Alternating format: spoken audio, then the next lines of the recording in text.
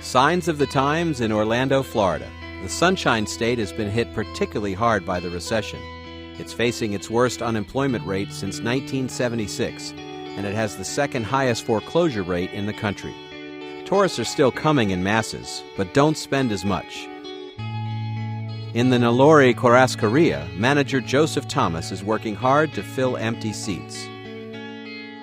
These days, the economy is being affected every single person. And this time of the year, we basically try to be more creative versus what we had in the past. Right now, these days, we try target every single class on the markets. Today, Orlando is also a good spot to get a clear impression of the world's economy. Here at SAPPHIRE, people from thousands of companies have come to look for IT solutions.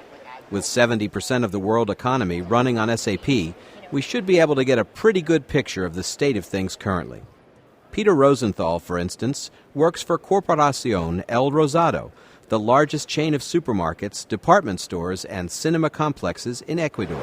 As people are trying to keep their money in their pocket for the time being, until they know what is going to happen with the economy. We're involved in automotive, and we're seeing revenues down 50% over 2 years ago.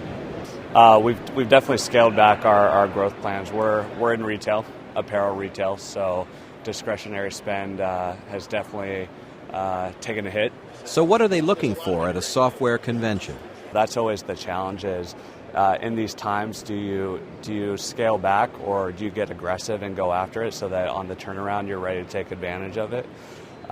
Fortunately, we believe strongly in our strategy. We have a roadmap mapped out for the next 5 years, and to enable that strategy, we really need to have a foundation in place. So now's the time for us to invest in that foundation. A foundation provided by SAP, if things turn out well at this convention. Others have put their faith in SAP some time ago. The actions we've been taking is in terms of cost reductions, is coming in terms of head count, but that's forcing us to have to get more efficient with the resources we have left over. So, actions like we're taking with our deployment of SAP, other in-house initiatives. We are currently implementing the retail suite of SAP. Obviously, the important part for the customers is SAP is a large investment. Okay, it is a large investment, but for a very good product. The most important part is the permanent support SAP gives customers. Okay, and I can only say we're thankful for that. The picture gets clearer. Money spent on SAP is money well spent. Kim Karan of Baker & McKenzie, an international law firm, needs some more convincing. I'm here kind of like investigating a lot of the items that are on my bill of materials.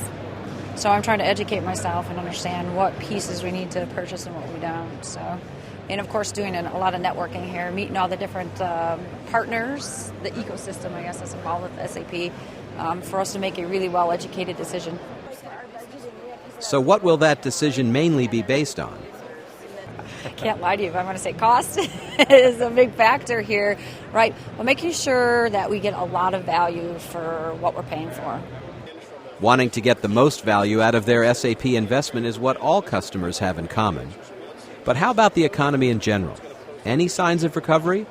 Looking at the broader landscape, I think we're all sensing that we're kind of reaching that bottom.